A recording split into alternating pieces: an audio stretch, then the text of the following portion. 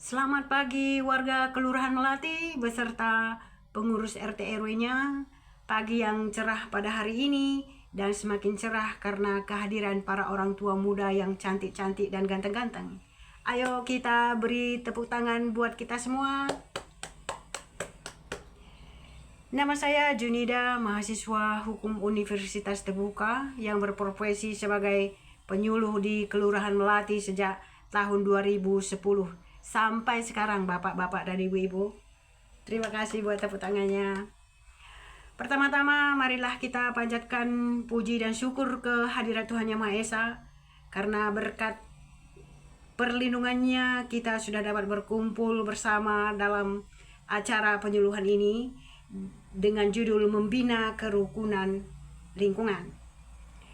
Bapak dan Ibu sekalian, ada satu pepatah yang mengatakan bahwa anak-anak adalah harta berharga dalam lingkungan. Mereka adalah warna yang menghidupkan suasana di sekitar kita.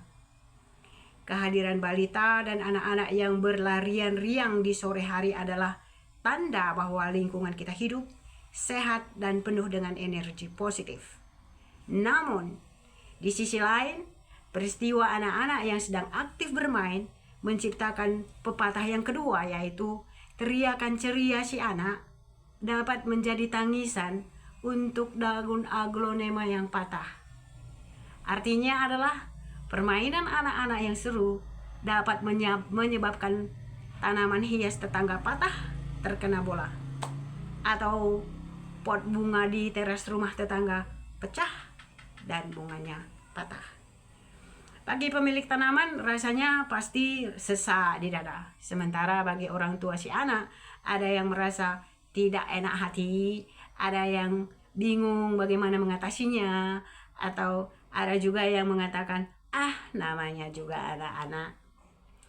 Bapak, Ibu, dan hadirin yang saya hormati, ada 4 hal yang akan saya sampaikan terkait peristiwa ini. Yang pertama, pentingnya pendidikan karakter anak sejak dini. Karena anak-anak di bawah umur 10 tahun belum memiliki pengertian yang matang tentang hak milik orang lain, sebab di kepala mereka dunia ini adalah tempat bermain yang luas, sehingga mereka belum mengerti sepenuhnya arti privasi, apa arti perbuatan yang merugikan orang lain, dan belum mengenal batasan bahwa halaman rumah tetangga bukanlah tempat bermain yang bebas untuk digunakan.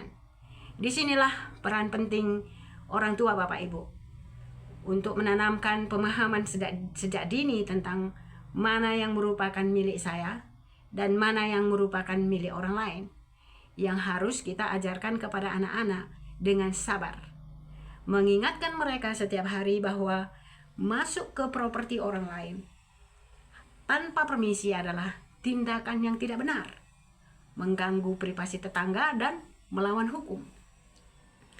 Hadirin sekalian, hal kedua yang ingin saya sampaikan adalah jika kita melihat dari sisi hukum perdata Indonesia bahwa tanggung jawab hukum orang tua atas perbuatan anak tertulis di pasal 1367 KUH Perdata, menyatakan bahwa orang tua bertanggung jawab penuh atas kerugian yang disebabkan oleh tindakan anak-anak yang belum dewasa dan anak-anak tersebut tinggal di bawah pengawasan mereka. Artinya apa?